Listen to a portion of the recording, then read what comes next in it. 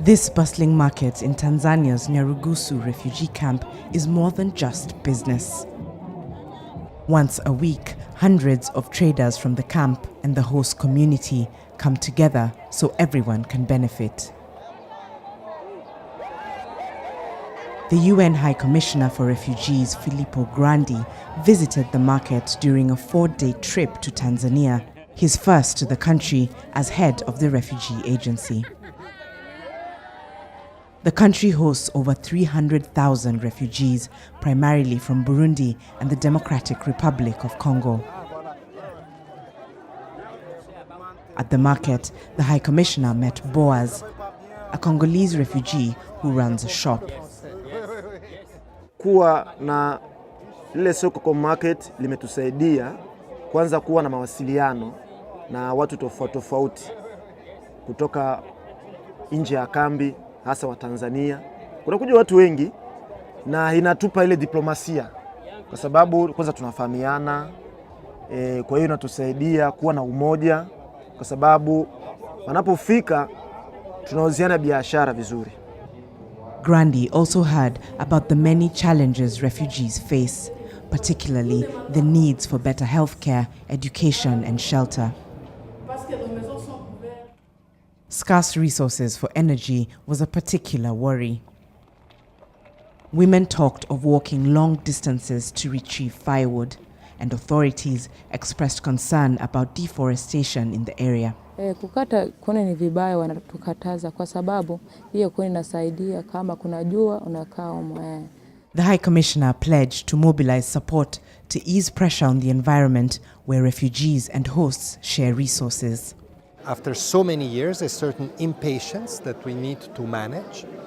We need to help the government bear the responsibility of this hospitality, which is very expensive. You know, people always think of donors giving money, but the host country is the one that gives the most resources.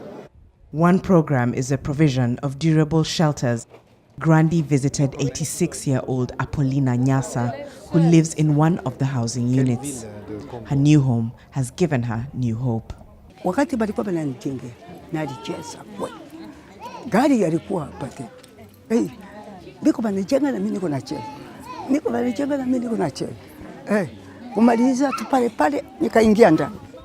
Tanzania has a decades-long tradition of hosting refugees. Earlier in the week, the High Commissioner welcomed the government's commitment to uphold their international obligations to provide protection and assistance to refugees and asylum seekers. There's been a restriction in the policies here, and we want to work with the government so that whatever they do is done in accordance, as they say they want to do, with international principles and all those conventions that Tanzania has signed. While over 57,000 Burundian refugees have chosen to return home since 2017, the High Commissioner stressed that any returns must be voluntary. Conditions are still uncertain both in Congo and in Burundi. Some people volunteer to go back, and those need support, not only our support, which we provide, but donor support, especially when they go back home, so that it becomes sustainable. But others are still waiting, and I think it's important that nobody is forced back, that repatriation remains a voluntary exercise, and we will continue to discuss with the government. The High Commissioner also welcomed Tanzania's adoption of the UN Global Compact on Refugees, which calls for more inclusion for people forced to flee and stronger support for their hosts so they can continue to extend their generosity.